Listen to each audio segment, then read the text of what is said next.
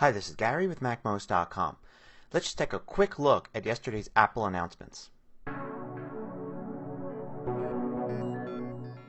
So the first big announcement was the iPad Pro. A lot of rumor sites predicted this. A lot of people thought it wouldn't happen, but it's here.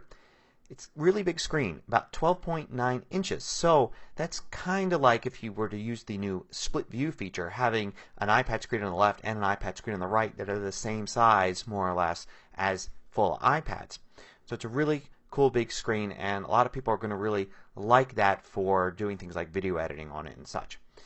Its real power, though, is with two accessories. One is a keyboard, and the keyboard not only attaches to it magnetically, but through that attachment it's actually going to get both power and the communication of sending those keystrokes. So you don't have to plug it in. You don't have to use Bluetooth. It kind of connects through its edge to the edge of the iPad.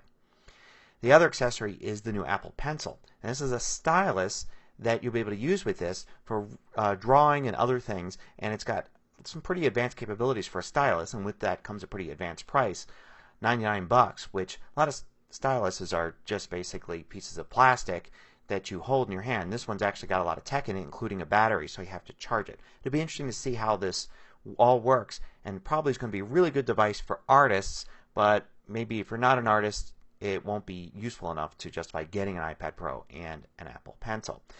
It's not going to ship till November, and it's going to come with a price tag of $799 for the low end.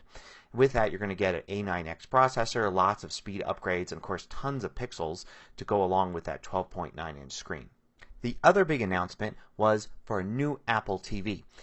So this Apple TV is going to have a new operating system. They're calling it tvOS, and developers will actually be able to make apps for it, and there'll be an app store. That means we're going to have games, and they showed off some games.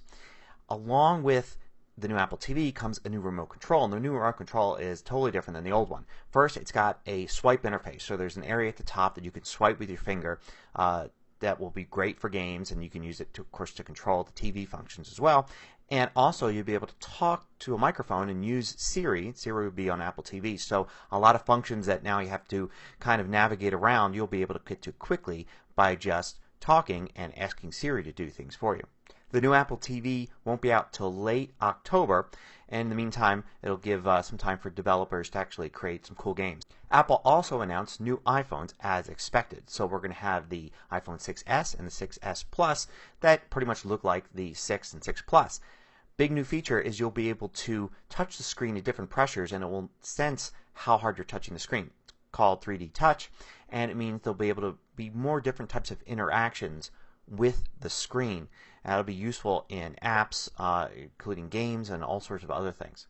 For a lot of people, the big new feature on the iPhone will be the fact that it can record 4K video. So the cameras are vastly improved, both front and back, and the back camera can record super high definition video, which will be great for a lot of people. In addition, they showed this interesting feature where you can take a photo, but it's also going to record a second and a half of video before the photo is taken and a second half of video after.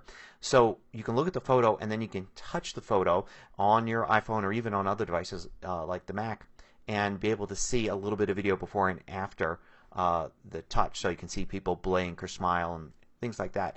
We'll have to see how people use this new feature. It should be pretty interesting. We found out that iOS 9 is going to be available really soon, September 16th.